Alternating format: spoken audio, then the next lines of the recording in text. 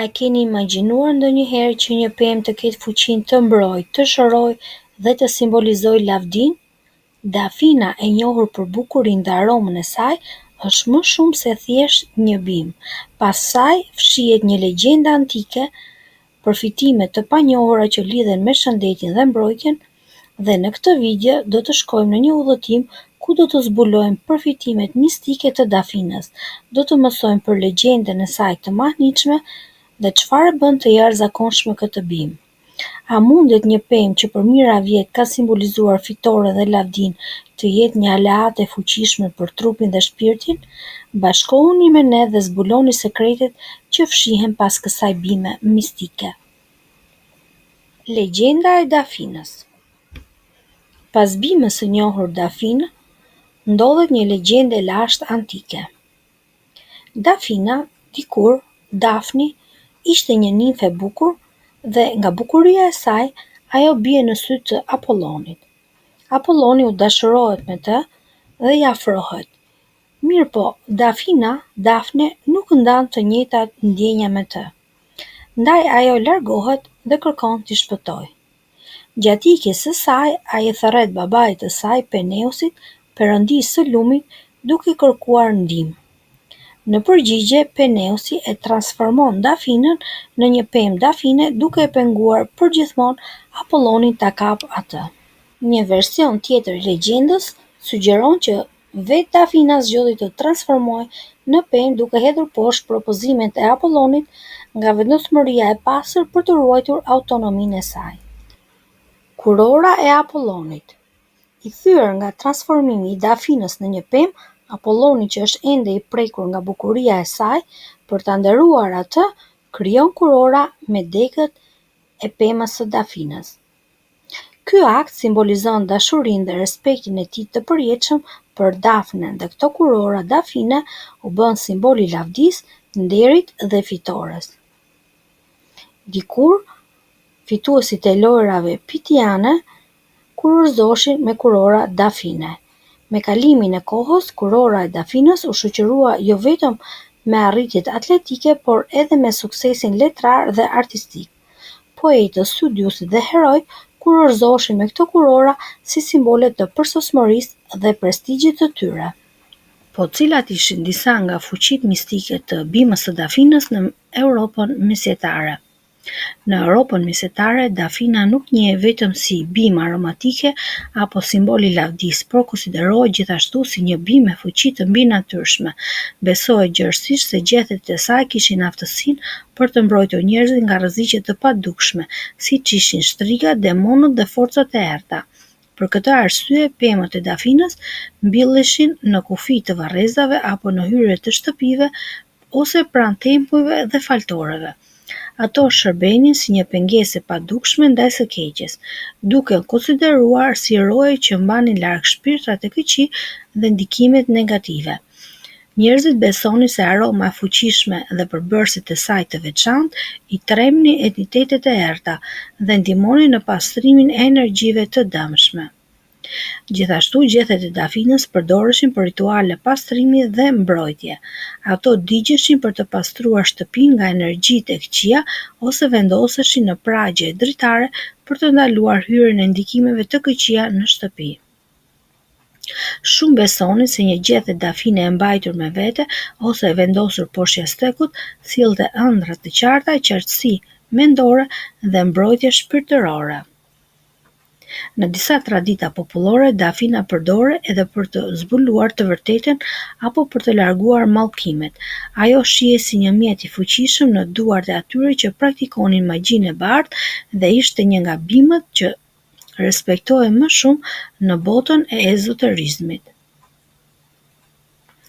Në kohët e errta të mesjetës, ku frika nga e panjohura ishte e pranishme në çdo cep të jetës së përditshme, Dafina ofronte një ndjenjë sigurie dhe shprese. Ajo nuk ishte thjesht një bimë, ishte një mburojë shpirtërore, një lidhje e gjallë mes tokës dhe forcave të padukshme që njerëzit përpiqeshin t'i kuptonin dhe t'i mbanin nën kontroll. Përdorimi në praktikat fetare, Dafina në traditën e krishtërimit ortodoks lindor. Dafina ka një rol të veçantë dhe simbolik në ceremonitë fetare. Ajo nuk është thjesht një element estetik apo natyror, por një shenjtërim i natyrës që shërben për të përçuar mesazhe të thella shpirtërore dhe teologjike. Gjatë liturgjive të shenjta, sidomos në kohën e Pashkëve, një nga momentet më të fuqishme është ai kur gjethet e dafinës hidhen në ajër brenda kishës. Ky veprim simbolik lidhet me fitoren e Jezu Krishtit mbi vdekjen dhe mëkatin. Në mënyrë të veçantë kjo ndodh gjatë shërbesës së së shtunës së madhe të Pashkës, ku përmes këndimeve dhe veprimeve simbolike shpallet ringjallja e Krishtit. Gjethet e dafinës në ajër bën një zhurmë të lehtë mbi dyshemen e kishës e cila shoqërohet me tinguj triumfues të këmbana dhe këngëve liturgjike. Kjo skenë është një përjetim shpirtëror që sjell një atmosferë gëzimi dhe shprehje, duke kujtuar besimtarëve se jeta ka triumfuar mbi vdekjen. Natyrshëm, gjithmonë e gjelbër, dafina është një simbol i pavdekësisë dhe jetës së përjetshme. Ajo nuk e humbet gjelbërimin e saj në asnjë stin, gjë që e bën një përfaqësuese të përsosur të fuqisë hyjnore që nuk shtërron kurrë. Në këtë kuptim, përdorimi i saj në liturgji nuk është rastësor, por i thellë dhe i menduar duke e bërë natyrën pjesë të shenjtë të adhurimit. Në shumë kisha ortodokse, besimtarët marrin me vete gjethet e dafinës pas përfundimit të shërbesës si një bekim simbolik për të sjellë në shtëpinë e tyre paqe, mbrojtje dhe bekim. Në krishtërimin ortodoks nuk është vetëm një bimë, është një shenjë fitore të jetës mbi vdekjen, një përkujtim i ringjalljes dhe ndërmjetëse simbolike mes toksores dhe hyjnores. Përmes saj, besimtarët lidhen me një traditë të lashtë që vazhdon të frymëzojë edhe sot ditët tona. Kultura islame përdorim kulinar shëndetësor dhe simbolik. Edhe pse dafina Laurus nobilis nuk është përmendur drejt për drejt në Kuran, ajo ka një vend të veçantë në mjekësinë profetike. Kjo degë e diturisë islame përfshin përdorimin e bimëve natyrore për shërim dhe mirëqenie, duke përfshirë dhe dafinën në listën e bimëve të dobishme. Përdorimi në mjekësinë tradicionale islame tip. Dafina përmendet në veprat e The Canon of Medicine si një bimë me veti antiseptike dhe tretëse. Ajo përdoret për largimin e gazrave dhe fryrjes së barkut, largimin e toksinave nga trupi, dhimbjen dhe lehtësimin e kyçeve në formën e vajit të dafinës. Ajo përdoret dhe në kuzhinën islame dhe arabe dhe gjethet e dafinës janë një përbërës i zakonshëm në pjata tradicionale të këtyre kulturave. Supat, zirët e mishit dhe orizit, gjithashtu ajo ka një përdorim. Konsiderohet si një aromatik që ndihmon tretjen dhe qetëson stomakun pas ngrënies. Në disa kultura muslimane të Ballkanit, Turqisë dhe Afrikës së Veriut, ajo shihet si një bimë e pastër dhe mbrojtëse. Në praktikat popullore, ajo lidhet me mbrojtjen nga syri i keq, ndonjëherë përdoret edhe për qëllime shëruese, por nuk është pjesë e ritualeve zyrtare. Dafina nuk përdoret në namaz apo agjërim apo rite të tjera, por nuk ndalohet dhe për këtë arsye është përdorur lirshëm në kontekste kulturore dhe tradicionale që nuk bien ndesh me fen. Simbolizmi okult i dafinës Laurus nobilis.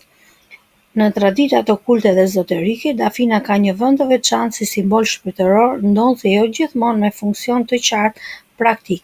Ajo përdoret më tepër në mënyrë simbolike, dekorative apo rituale, duke përfaqësuar koncepte si mençuria dhe ndriçimi shpirtëror. Dafina shihet si një bimë e shenjtë që simbolizon diturinë e brendshme dhe zhvillimin shpirtëror. Në disa rryma ezoterike, gjethet e dafinës përdoren në altar ose dekorime gjatë meditimeve si përfaqësim i dritës dhe vetdijes më të lartë. Pastërtia dhe mbrojtja. Gjethet e dafinës përdoren simbolikisht për pastrim energjetik, jo domosdoshmërisht me veprim fizik, por si pjesë e ritualeve të pastërtisë mendore dhe shpirtërore. Ndonjëherë futen në qese rituale dhe përdoren pranë objektit të medituar për të filtruar ndikimet e jashtme. Zjarr dhe flijim simbolik. Në disa praktika, djegja e dafinës përdoret si një veprim simbolik për të çliruar dëshira apo për të shpallur qëllime, duke u fokusuar te fuqia transformuese e flakës dhe aromës së saj. Bashkimi me energjinë hyjnore. Dafina përmendet edhe në disa rryma moderne të spiritualizmit si bimë që ndihmon në përfaqësimin e qetësisë dhe lidhjes me intuitën. Nuk besohet se ajo sjell magji në vetvete, por shihet si mjet ndihmës në përqendrim, qëllim dhe vedije të lartë. Orakulli i Delfit dhe Dafina, lidhja me botën hyjnore. Besohet se tempulli i Apollonit në Delfi ishte një vend i shenjtë ku njerëzit nga gjithë bota udhëtonin për të kërkuar përgjigje nga Perënditë. Aty, në një gjendje të mistershme transi, prifëtëresha Pitia shqiptonte fjalë që besohet se vinin direkt nga Apolloni. Por ajo nuk hynte thjesht përmes lutjes në këtë gjendje, por ajo përtypte gjethet Dafine dhe i diqte ato, duke lejuar aromën e tyre të fuqishme dhe simbolike të hynte në frymëmarrjen dhe mendjen e saj. Dafina e shenjtë për Apollonin nuk ishte thjesht një bimë aromatike, por konsiderohej një portë drejt botës shpirtërore, një kanal për intuit, vizion dhe zbulesë. Gjethet e saj sillnin qartësi mendore, pastrim shpirtëror dhe një lidhje të thellë me të padukshmen. Kjo e bëri Dafinën simbol të parashikimit dhe ndriçimit hyjnor, një emblem të fuqisë së mendjes për të deportuar përmes realitetit të zakonshëm. Në këtë mënyrë, çdo degës Dafine që përthyhej, çdo gjethe që digje shënonte fillimin e një udhëtimi drejt njohjes dhe të vërtetës. Ja dhe disa fakte mbi bimën e Dafinës. Emri i saj, Laurus Nobilis, do të thotë Dafinë fisnike, i përket familjes Laureace. Jetëgjatësia e saj konsiderohet një bimë relativisht jetëgjatë. Mund të jetojë mbi 100 vjet, madje ka raste që janë dokumentuar edhe 300 apo 400 vite. Është një bimë që quhet evergreen, do të thotë gjithmonë e gjelbër, sepse i mban gjethet e gjelbërta gjatë gjithë vitit. Mund të jetë si shkurrë, por mund të rritet deri në lartësinë 10 deri në 18 metra. Preferon klimë të ngrohtë dhe mesdhetare si ajo e Shqipërisë, Italisë, Greqisë. Nuk i pëlqejnë ngricat e forta, temperatura 9-5 gradë mund të dëmtojë gjethet, por jo rrënjët nëse është e mbrojtur. Rritet mirë në tokë të pastër me drenazh të mirë, por është mjaft e qëndrueshme dhe mund të përballojë edhe toka të varfra. Nuk e duron dot ujin e tepërt dhe toka duhet të thahet lehtësisht. I pëlqen dielli plot, por toleron dhe gjysmë hije. Dafina ka veti antibakteriale dhe antifungale natyrore. Rrallë preket nga dëmtues, por ndonjëherë sulmohet nga insekte të vogla si afidet dhe këpurdhat në kushte me lagështi të tepërt. Krasitja ndihmon në mbajtjen e formës dhe stimulon rritjen e gjetheve të reja. Mund të formohet dhe në formë topi dekorativ ose si pemë bonsai për ambiente të brendshme. Në fund të kësaj udhe të gjelbër dhe të lashtë ku historia, mistika dhe shkenca takohen, Dafina na kujton se natyra nuk është vetëm dekor, por trashëgimi i mbrojtje dhe frymëzim.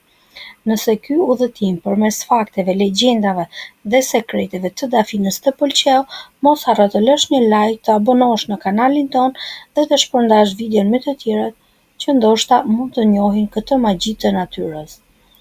Na tregon në komente, a ke ndonjë kujtim apo zakon në familjen tënde që lidhet me gjethet e Dafinës? Duke ju falendëruar për kohën tuaj, ju ftojmë që të na ndiqni në video të tjera.